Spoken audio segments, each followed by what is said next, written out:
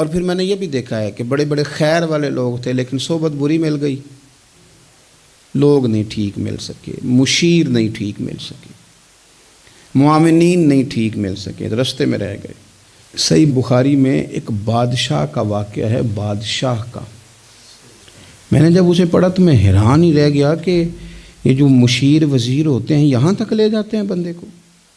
وہ ہمارے ایک وزیر صاحب نے تھوڑے دن پہلے کہا ہے، بیچارے نا خبروں میں رہنے کے لیے اس طرح کی شرارتیں کرتے ہیں۔ اس کی وجہ یہ ہوتی ہے کہ ملک کا نظام تو چلتا نہیں، تو پھر وہ چاہتے ہیں کچھ لوگوں کو ادھر الجھا دو تاکہ وہ اصل سے ان کی توجہ ہٹ جائے۔ انہوں نے کہا جی قائد اعظم اسلامی ملک نہیں بنانا چاہتے تھے، تو کون سا بنانا چاہتے تھے؟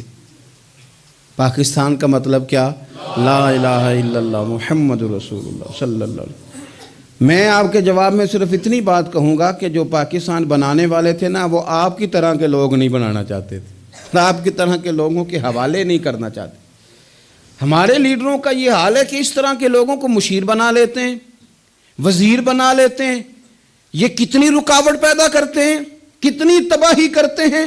دیکھیے بخاری میں موجود ہے، ہرقل بادشاہ نے حضرت ابو سفیان رضی اللہ تعالیٰ عنہ جو اس وقت ابھی کلمہ نہیں پڑھتے تھے ان کو بلا کے نبی پاک علیہ السلام کے بارے میں ساری باتیں پوچھی، ایک ایک بات اس نے حضور کے بارے میں پوچھی، اور آخر میں یہ بھی پوچھا کہ کیا انہوں نے معاذ اللہ کبھی جھوٹ بولا ہے؟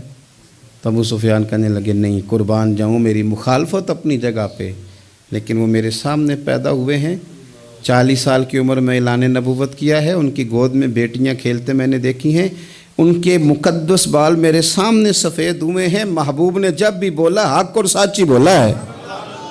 اس کی نا طبیعت میں دین اتر گیا بادشاہ کی۔ اس نے اس کے جواب میں بڑا خوبصورت جملہ کہا، کہنے لگا جس نے بندوں سے کبھی جھوٹ نہیں بولا وہ یہ جھوٹ کیوں بولیں گے کہ میں اللہ کا رسول بن کے آیا۔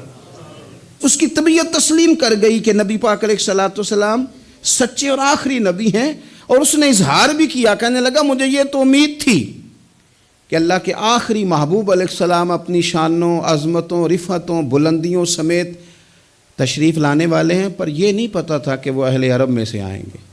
اس نے کہا میں جلدی سے حاضر ہو کے نا حضور کی اطاعت قبول کرتا ہوں۔ لیکن بادشاہ تھا نا، بڑا آدمی جو ہوتا ہے نا وہ اپنے ماحول کو ذرا تھوڑا ساتھ لے کے چلنا چاہتا ہے، تو بادشاہ نے بھی نا اپنے جتنے اس کے وزیر مشیر تھے ان کو بلایا اور اپنے محل میں دعوت دی۔ ذرا انداز دیکھیے گا، اور خود بالا خانے کے اوپر چڑھ گیا، دروازے بند کر لیے، اور اوپر چڑھ کے نا انہیں بالا خانے سے جھانک کے کہنے لگا تمہیں بھی پتہ چل گیا، مجھے بھی پتہ چل گیا اللہ کے آخری رسول تشریف لے آئے صلی اللہ تعالی علیہ وسلم۔ اب میرا خیال ہے کہ ہماری اور تمہاری بہتری اور بقا اسی میں ہے کہ ہم بیٹھے نہ رہیں، جلدی سے جا کے محبوب پاک کے دامن کو تھام لیں، حضور کی فرما برداری قبول کر لیں۔ اب جب بادشاہ نے یہ بات کی تو وہ جو وزیر تھے، مشیر تھے، ان کی حالت اتنی خطرناک ہو گئی کہ وہ تو دروازوں کی طرف دوڑے کہ کھولیں گے اور نوچ لیں گے بادشاہ کو، یہ کیا کہہ رہا ہے معاذ اللہ۔ اس قدر زیادہ ان لوگوں نے اظہار کیا استغفر اللہ معاذ اللہ دین سے دوری کا۔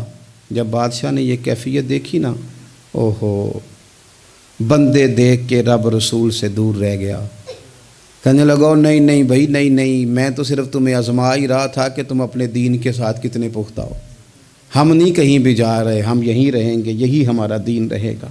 ان وزیروں نے، مشیروں نے، دوستوں نے، قریبی لوگوں نے رسول اللہ کی غلامی میں نہیں آنے دیا۔ اتنا برا اثر کرتے ہیں یہ مشیر وزیر، اتنا خوفناک حال کر دیتے ہیں انسان کا قریب رہنے والے لوگ کہ سامنے کرم کا دریا بہہ رہا تھا، لیکن اس کی بدقسمتی دیکھو، وہ دور اس لیے رہ گیا کہ اس کے دوست ٹھیک نہیں تھے، مشورہ دینے والے ٹھیک نہیں تھے، قریب رہنے والے ٹھیک نہیں، یہ دور رہ گیا، اور نجاشی کلمہ پڑھ کے محبوب کا مسلمان ہو گیا۔ اور حضرت عائشہ صدیقہ فرمایا کرتی تھی نجاشی وہ خوش قسمت مسلمان ہے کہ جب وہ دنیا سے گیا تو اس کی قبر سے بھی نور نکلا کرتا تھا۔